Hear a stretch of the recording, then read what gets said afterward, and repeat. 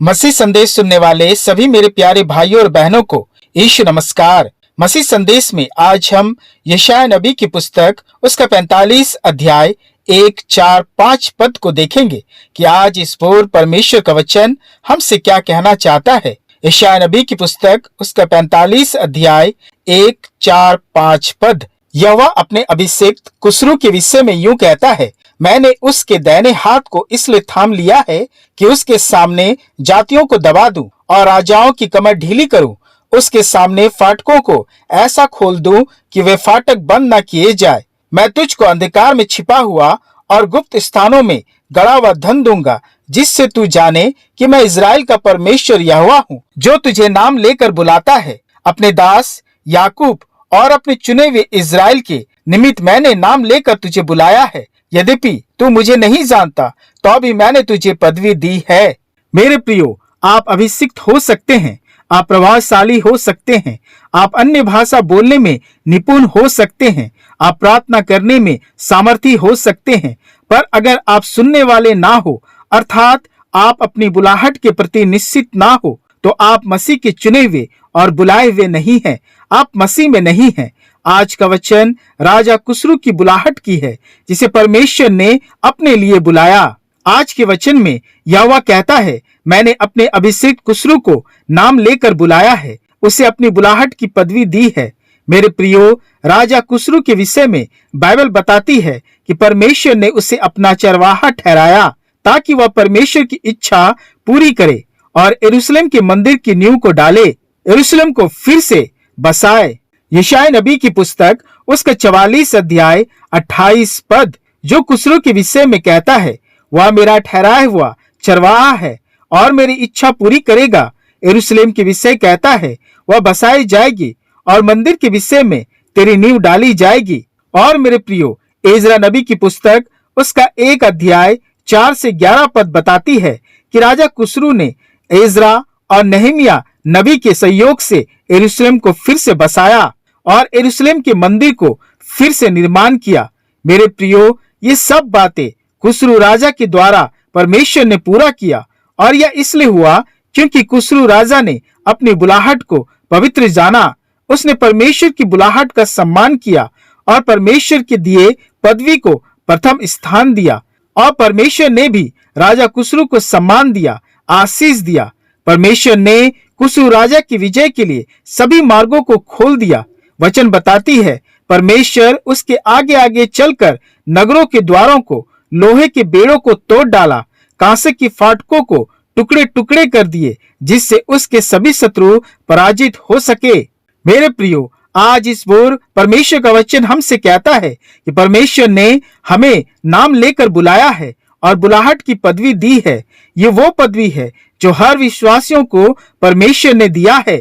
जैसे पौलुस दूसरा तीमुथियुस की पत्री उसका 1 अध्याय 9 पद में कहता है, जिसने हमारा उद्धार किया और पवित्र बुलाहट से बुलाया, और यह हमारे कामों के अनुसार नहीं, उद्देश्य और अनुग्रह के अनुसार है, जो मसीह यीशु में सनातन से हम पर हुआ है। मेरे प्रियो, ये हमारे मसीह यीशु की बुलाहट है।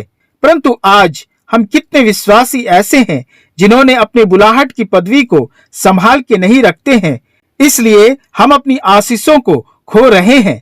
पौलुस इफिसियों की पत्री उसका 4 अध्याय 1 पद में कहता है, इसलिए मैं जो प्रभु में बंदी हूँ, तुमसे विनती करता हूँ कि जिस बुलाहट से तुम बुलाए गए हो, उसके योग्य चाल चलो। पौलुस कहता है, हमारा चाल चलन मसीह की बुलाहट की तरह हो। पर मेरे प्रियो, कहीं ना कहीं कई विश्वासी अपने बुलाहट को भूल गए हैं, इसलिए हम बुलाहट की पदवी को खो रहे हैं। इसलिए मेरे प्रियो, जैसा मैंने कहा, आप अभिषिक्त हो सकते हैं, प्रभावशाली हो सकते हैं, अन्य भाषा बोल सकते हैं, परंतु अगर आप अपने बुलाहट को अनसुनी करते हैं, अपनी बुलाहट के प्रति ईमानदार नहीं, तो आप मसीह में नहीं हैं। क्योंकि मेरे प्रियो, जिन्होंने अपनी बुलाहट को प्रिय जाना, परमेश्वर ने उसे ही महिमा दी। जरा सोचिए, परमेश्वर ने अब्राहम को बुलाया। अगर अब्राहम परमेश्वर की बुलाहट को अनसुना कर देता, तो उसे क्या आशीष मिलती? क्या वह अपने लोगों में महान बनता? क्या बुढ़ापे में संतान सुख प्राप्त कर पाता? नहीं पाता, अगर वह परमेश्वर की बुलाहट का सम्मान ना करता। वैसे ही अगर नूह परमेश्वर की बुलाहट नहीं सुनता तो वह और उसका परिवार जल प्रलय से नहीं बचता। मेरे प्रियो, बुलाहट के साथ ही हमारा वरदान जुड़ा है। बुलाहट और वरदान दोनों एक दूसरे के पूरक हैं, जैसे वचन भी कहता है रोमियो की पत्री उसका 11 अध्याय 29 पद, क्योंकि परमेश्वर का वरदान और उनकी बुलाहट अटल है। मेरे प्रियो, हमारे बुलाहट में ही हमारी आशीष, चंगाई, महिमा और वरदान छिपी हुई है। मेरे प्रियो, हमारी बुलाहट को परमेश्वर ने अपने लोगों को एक पदवी के रूप में दिया है। जो विश्वासी इस संसार में अपनी बुलाहट की पदवी को सम्मान देगा, वही परमेश्वर के राज्य में परमेश्वर की संतान का अधिकार और पदवी पाएगा। दूसरा पत्रस उसका 1 अध्याय 10 पद।